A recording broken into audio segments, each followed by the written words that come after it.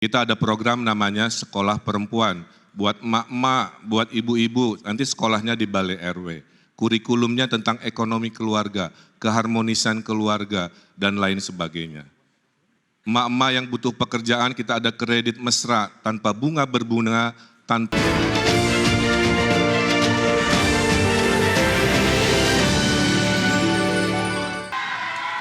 Ya, terima kasih pemirsa, Anda kembali bersama kami menyaksikan di debat perdana calon gubernur dan calon wakil gubernur DKI Jakarta tahun pemilihan 2024. Dan hadirin, pada segmen kedua ini calon gubernur akan menjawab pertanyaan yang telah dibuat oleh tim panelis. Selain menjawab pertanyaan, masing-masing calon gubernur juga diberikan kesempatan menanggapi jawaban dari calon gubernur lainnya. Dan untuk memastikan debat berlangsung adil, pertanyaan masing-masing subtema akan diundi. Kami persilakan kepada para calon gubernur untuk maju ke depan mejanya masing-masing. Baik, hadirin sekalian, pendalaman visi, misi, dan program kerja akan dimulai dengan calon gubernur nomor urut 1. Baik, untuk itu kami persilakan panelis Profesor Dr. R. Siti Zuhro MA untuk mengambil pertanyaan subtema di dalam fishbowl. Setelah itu diperlihatkan ke kamera hadirin dan juga moderator Ibu subtemanya. Silakan. Silakan Profesor.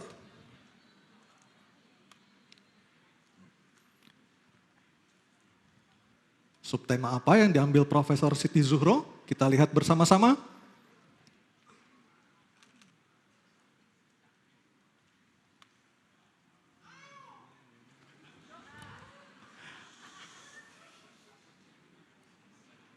Subtema gender.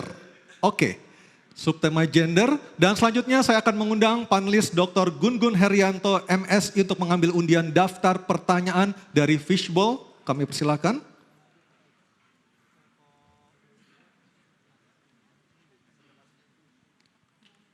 Bisa disebutkan Profesor Gun-Gun? A. Oke, baik. Gender huruf A. Saya akan mengambil amplopnya. Baik, ini kita perlihatkan terlebih dahulu, masih dalam posisi tersegel. Masih dalam posisi tersegel, ini memastikan bahwa pertanyaan dijamin kerahasiaan. Silakan Anissa dibaca.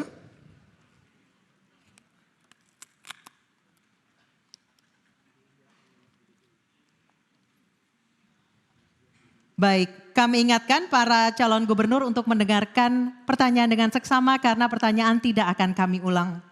Pertanyaan untuk calon gubernur nomor urut 1, Bapak Ridwan Kamil adalah indeks ketimpangan gender di Jakarta berdasarkan data BPS tahun 2023 sebesar 0,256. Ketimpangan ini sangat dirasakan dari sisi tingkat partisipasi angkatan kerja perempuan yang hanya 50,12% dibandingkan laki-laki yang mencapai 80,25%.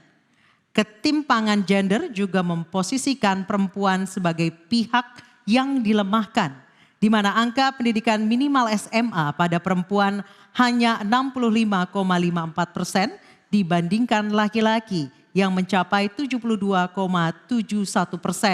Pertanyaan, apa langkah strategis dan konkret Anda untuk meningkatkan partisipasi perempuan di angkatan kerja dan pendidikan? Waktu Anda 2 menit, silakan Bapak. Terima kasih. Kota itu pada umumnya hanya aman buat lelaki dewasa secara teori.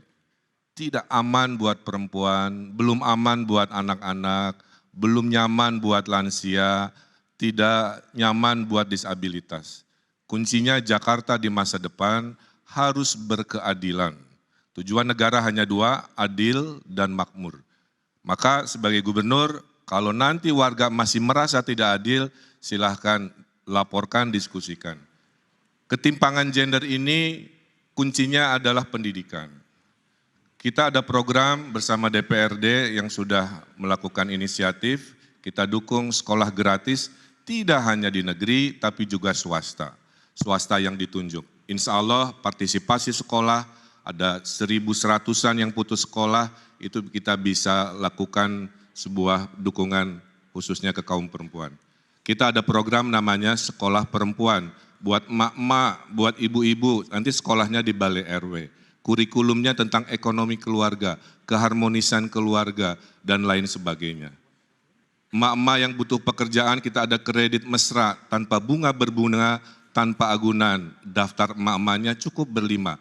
Inilah namanya kredit kelompok, 1, 2, 3, 4, 5. Satu masalah, 4 bertanggung jawab, puluhan ribu sudah pernah saya lakukan. Kombinasi dengan akses kemudahan berusaha, kombinasi dengan sekolah informal emak-emak, dan sekolah gratis untuk perempuan di level formal, 3 itu saya kira akan meningkatkan kualitas indeks sehingga ketimpangan gender bisa kita selesaikan. Saya kira perempuan harus dilindungi, perempuan harus memiliki yang namanya kesetaraan dengan perlindungan oleh gubernur dan pemimpin Jakarta. Terima kasih. Baik. Terima kasih Bapak Ridwan Kamil. Mohon tenang hadirin. Kesempatan berikutnya saya berikan kepada calon gubernur nomor urut 2 Bapak Dharma Pongrekun untuk menanggapi jawaban calon gubernur nomor urut 1. Waktunya 1 menit, silakan. Baik, makasih. Kesetaraan gender seharusnya terjadi ketika kita bersikap adil. Dan fondasi untuk kesetaraan itu adalah adab. Tanpa adab, maka kebijakan yang diambil tidak akan pernah adil.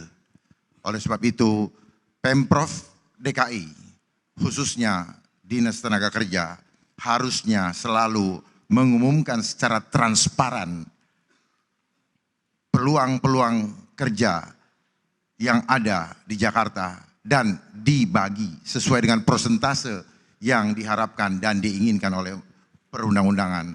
Oleh sebab itu, mari kita kembali menjaga adab supaya kita dapat bersikap adil sehingga kebijakan-kebijakan yang dirasakan tidak malah membuat perasaan rakyat tidak adil. Terima kasih.